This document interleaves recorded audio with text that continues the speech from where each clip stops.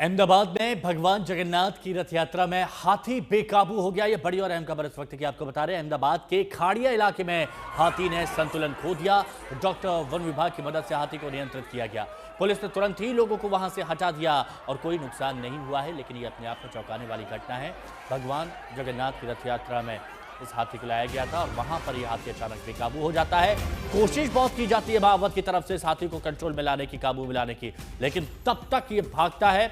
लेकिन अच्छी बात यह रही कि कहीं कोई जान माल का नुकसान नहीं हुआ। हाथी के बेकाबू होने से अफरा तफरी का माहौल था, क्योंकि भारी तादाद में लोगों की भीड़ वहां पर मौजूद थी और वहां पर लोगों को बचाने के लिए इधर उधर भागते नजर आए।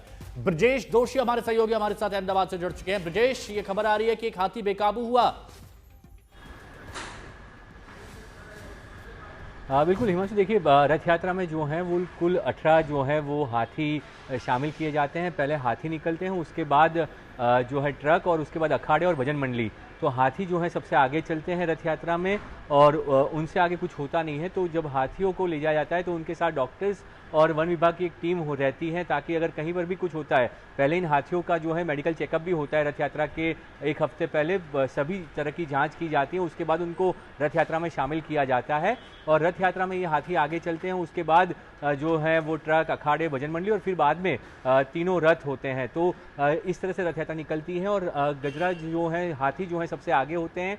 आज अचानक खाड़िया इलाके में जो है वो 3 हाथी थे, उसमें से एक हाथी की जो है वो संतुलन उसने गंवाया। शायद जो कहा जा रहा है कि डीजे वहाँ पे ज़्यादा था, डीजे का साउंड ज़्यादा था, इस वजह से वो हाथी ने संतुलन खोया और भड़क गया, जिसके बाद जो है उसके ट्रेनर ने उसको रोकने की कोशिश की पर वो बेकाबू हो गया। और उसके बाद डॉक्टर्स की मदद से उसको ट्रैंक्विलाइजर से जो है कंट्रोल में लिया गया और उसके बाद जो है इन हाथी को जो संतुलन खोया था उनको रूट से निकाल दिया गया है। और बाकी जो है 15 हाथी वो चल रहे हैं। 3 हाथियों को जो है वो रूट से अलग कर दिया गया है, क्योंकि उन्होंने जो है डीजे के साउंड की वजह से जो है संतुलन खोया था।